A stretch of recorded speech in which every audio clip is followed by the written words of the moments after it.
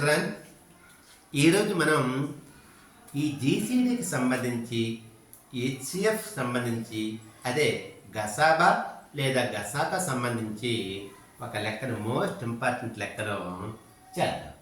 శ్రీమతి భాటియా తన విద్యార్థులకు సమానంగా 75 పెన్సిళ్లను 60 ఎరేజర్లను ఇవ్వాలనుకున్నది. ఆమె తరగతి గదిలో గరిష్టంగా ఎంతమంది విద్యార్థులు ఉండాలి అని అన్నదన్నమాట. అంటే మేడం గారు 75 పెన్సిల్ని 60 ఎరేజర్లను పిల్లలకి సమానంగా పంచాలనుకున్నారు. ఏ పిల్లవాడు కూడా మిగలకూడదు. ఈ 75 పెన్సిళ్ళు కూడా కరెక్ట్ సరిపోవాలి. ఈ 60 ఎరేజర్లు కూడా కరెక్ట్గా సరిపోవాలి. అయితే ఆ తరగతిలో ఉండవలసిన గరిష్ట విద్యార్థుల సంఖ్య ఎంత అని అడిగారు. చూడండి, ఆన్సర్ చూడండి. ఏ 5, బి 10 మంది, సి 15 మంది, డి 18 మంది. ఇక్కడ గరిష్ట అని పదం వచ్చింది కనుక మనకు ఈ 75కి 60కి జీసీడీ పెట్టాలి. మొదటగా ఈ 75 పెద్ద సంఖ్య కనుక 75ని ఈ విధంగా వేసుకుంటాము.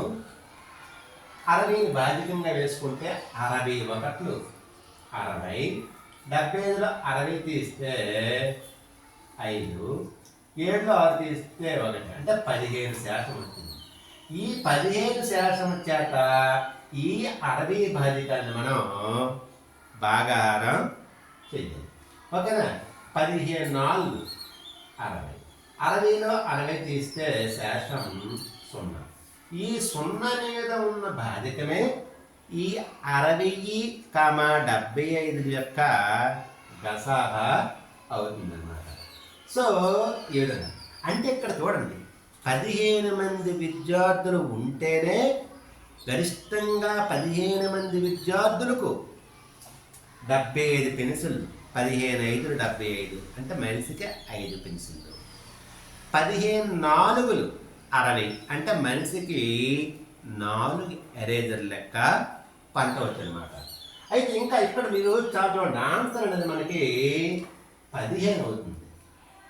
ఇక్కడ ఇది కూడా ఆన్సర్ అవ్వచ్చు. ఎలాగా మేషారు? 5 మంది పిల్లలకి ఒక్కొక్కరికి 15 పెన్సిళ్ళు చెప్పున 5 మంది పిల్లలకి ఒక్కొక్కరికి 12 ఎరేజర్లు చెప్పున పంచవచ్చు కదా అని మీకు డౌట్ రావచ్చు. కానీ వాడు ఏమన్నాడు? గరిష్టంగా అన్నాడు. సో ఈ గరిష్టంగా అంటే 15 మంది పిల్లలకి మాత్రమే అలా పంచాలి. ఓకేనా? Thank you.